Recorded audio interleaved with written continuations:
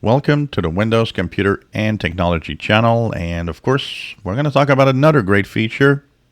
And it is nice to have it. It's not always a good idea to use it, but it is there. And I think it's important that it is there for several reasons. And it's about delaying Windows updates. You can delay the Windows updates if you want to make sure that they don't install for a certain amount of time in Windows 10. That was not always the case that you could do such a long time. It used to be set that it was 7 days and that's all. But now you can actually have up to something like 35 days to opt out.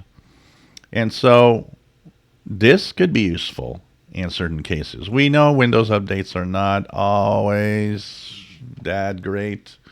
We had an example of last Patch Tuesday. Broke several things. They had to do an out-of-band update this week to fix the VPN stuff and everything that they messed up in the Patch Tuesday updates. So one of the things that could happen is you might have rolled back to remove an update because your computer behaved in a way that you didn't like. Or you didn't install it yet, but you are reading on the internet that that update's causing tons of troubles, and you just want to make sure it's not installed immediately. So what can you do? Well, when you go to your Windows Update and Update in Security, you have two options. One is if you want to just pause for 7 days, you can click Pause Update for 7 days, and then you will have the option to pause updates for a week. That means nothing will go through, not even the Patch Tuesday security updates for Windows. Now, you can also go into the advanced options. Here, you can specify a date. For example, today is January the 20th, 2022. I can go here and say, okay, I want to pause updates until February 24th, 2022. So it's a 35-day possibility to pause updates. So this gives you more than a month. And hopefully, you know that Microsoft, if they messed up in something, in a month, they should have fixed it, hopefully, and it should be back to normal, and then you put the updates.